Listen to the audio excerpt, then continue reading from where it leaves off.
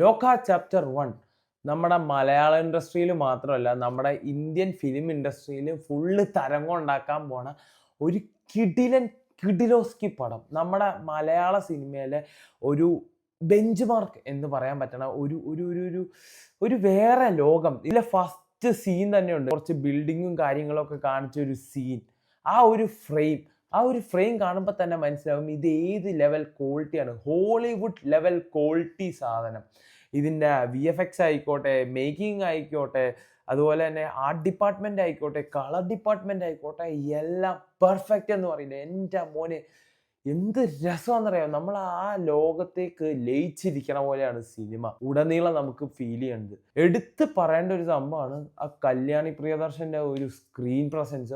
അത് ഒരു രക്ഷയില്ല. പുള്ളിക്കാരത്തിയുടെ ആറ്റിറ്റ്യൂഡ് ഉണ്ട്. ഈ സിനിമ മൊത്തം പുള്ളിക്കാരത്തി ആ ഒരു ആറ്റിറ്റ്യൂഡ് പിടിച്ചാണ്. എൻ്റെ മോനെ ഒരു സൂപ്പർ വുമൺ ആവാനുള്ള എല്ലാ കപ്പാസിറ്റിയും ഉള്ള ഒരു കിടിലൻ കാസ്റ്റിംഗ് ആയിരുന്നു കേട്ടോ അത്. പിന്നെ നമ്മുടെ നെസ്ലിൻ ഇതിലും ഒരു കോമഡി ഒരു സംഭവങ്ങളൊക്കെ ആയിരുന്നു. അത് പുള്ളി നല്ലപോലെ തന്നെ ചെയ്തിട്ടുണ്ട്. പിന്നെ ഈ സിനിമ ഒരു 2 മൂഡിലാണ് പോകുന്നത്. സീരിയസ് മൂഡും ഉണ്ട്, ഇടയ്ക്ക് കുറച്ച് തമാശ മൂഡും കാര്യങ്ങളൊക്കെ ഉണ്ട്. ഇത് രണ്ടും കൂടി ബ്ലെൻഡ് ചെയ്ത് എൻ്റെ മോനെ കിടിലനായിട്ട് കൊണ്ടുപോയിട്ടുണ്ട്. ഇതിലെ ഡയറക്ടർ ഡൊമിനിക് അരുൺ, ഈ പേര് നോട്ട് ചെയ്ത് വെച്ചോ. കുറച്ച് കാലത്തേക്ക് ഇനി മലയാള ഇൻഡസ്ട്രി പുള്ളി ഭരിക്കും എന്നാണ് എനിക്ക് തോന്നുന്നത്. അമ്മാതിരി ഒരു റേഞ്ച് സാധനമാണ് എടുത്തു വെച്ചേക്കണേ. പിന്നെ എടുത്തു പറയേണ്ട ഒരു സംഭവമുണ്ട്. ഇതിലെ ഫസ്റ്റ് ഹാഫ് ഇൻട്രവെല്ലിലേക്ക് തീരുമ്പോൾ ഒരു സംഭവമുണ്ട്. അത് രോമാഞ്ചം ഒരു സാധനമാണ്. പിന്നെ ഇതിലെ ക്യാരക്ടർ ബിൽഡിംഗ് ആണ് ഫസ്റ്റ് ഹാഫ്. ആ ക്യാരക്ടർ ബിൽഡിംഗ് ഒക്കെ കാണാൻ തന്നെ ഒരു രസമാണ്. പിന്നെ എനിക്ക് ഇതിൽ ഇഷ്ടപ്പെടാത്തൊരു കാര്യം, ആ സെക്കൻഡ് ഹാഫിൽ ക്ലൈമാക്സ് വേഗം എന്തോ കാണിച്ച് ആക്കിയതുപോലെ എനിക്ക് തോന്നി. അത് ഒഴിച്ച് കഴിഞ്ഞാൽ എനിക്ക് പടം ഭയാനകരമാണ്. തിയേറ്ററിൽ ഇരുന്ന് ഇജാതി എക്സ്പീരിയൻസ് ആണെന്നറിയാവോ.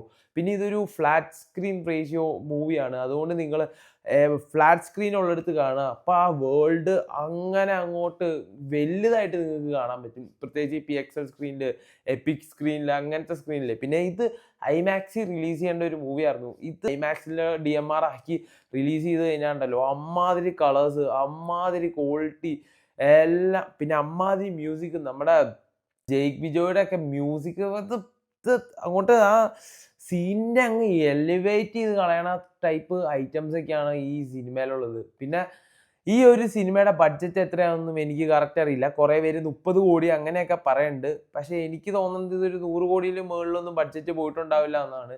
പക്ഷേ ഈ ഒരു സിനിമ ബോളിവുഡിൽ പിടിക്കണമെങ്കിൽ അവർക്ക് മിനിമം ഒരു 500 കോടിയെങ്കിലും വേണം. പിന്നെ അവർ കുറേ 1000 കോടി വരെ ആക്കും ഇതുപോലത്തെ ഒരു പടം പിടിക്കണമെങ്കിൽ. അപ്പം സെക്കൻഡ് ഹാഫിലേക്ക് വരുമ്പം കുറേ ക്യാമിയോയും കാര്യങ്ങളും ഒക്കെ ഉണ്ട്. അപ്പം മനസ്സിലാവും നമ്മൾ ഇത് എന്തോരം ലാർജ് സ്കെയിലാണ്, എന്തോരം വിഷണറി ആയിട്ടാണ് പുള്ളി ഒരു സ്റ്റോറി എഴുതിയേക്കണത്, ഈ ഒരു യൂണിവേഴ്സ് കൊണ്ടുവന്നേക്കണതെന്ന്. അപ്പം എനിക്ക് ഒരു ഡൗട്ടാണ്, പുള്ളി കുറേ ക്യാമിയോ ഉണ്ടല്ലോ, അപ്പോൾ ഇതെല്ലാം കൂടി എങ്ങനെ ബ്ലെൻഡ് ചെയ്യും എന്നതാണ് എൻ്റെ ഒരു ഡൗട്ട്. പുള്ളി അത് നല്ലപോലെ തന്നെ ചെയ്യുമെന്നാണ് എൻ്റെ ഒരു വിശ്വാസം.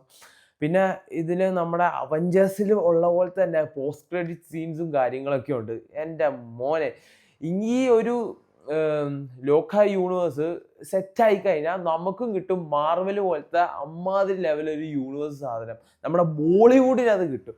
നമുക്ക് സത്യം പറഞ്ഞാൽ ഈ സിനിമ അഭിമാനിക്കാൻ പറ്റിയൊരു സിനിമയാണ്. അപ്പം കൂടുതലൊന്നും ഞാൻ പറയാനുള്ള, ഞാൻ അത്ര എക്സൈറ്റ്മെന്റ് ആണ് ഈ പടം കണ്ടു കഴിഞ്ഞ് ഇറങ്ങിയപ്പം. അപ്പം പടം നിങ്ങൾ തിയേറ്ററിൽ മിസ് ചെയ്താൽ നിങ്ങൾക്ക് അയക്കുന്ന നഷ്ടം. ഈ OTT വരാനൊന്നും നോക്കി നിൽക്കണ്ട.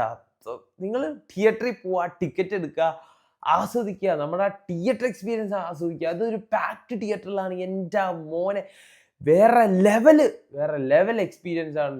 പിന്നെ ഇതിൽ നമ്മുടെ LKG മുതൽ പഠിപ്പിച്ച ഒരു ടീച്ചറുണ്ട്, ബേബി മിസ് എന്ന് പറയും. ബേബി മിസ്സിന്റെ പോലെ എമിൽ, പുള്ളിയും ഇതിൽ മ്യൂസിക് ഡിപ്പാർട്ട്മെന്റിലൊക്കെ ചെയ്തിട്ടുണ്ട്. പുള്ളിക്കൊക്കെ അഭിമാനിക്കാവുന്ന വിഷയമാണ്. അമ്മാതിരി നമ്മുടെ ബോളിവുഡിൽ ഒരു ബെഞ്ച് മാർക്ക് ആകുമ്പോൾ ഒരു പടമാണ് ഗൈസ്. അപ്പം പടം കണ്ടില്ലെങ്കിൽ ഇപ്പം തന്നെ തിയേറ്ററിൽ പോയി ടിക്കറ്റ് എടുത്ത് കാണുക. അതാണ് എൻ്റെ ഒരു അഭിപ്രായം. 10 ബൈ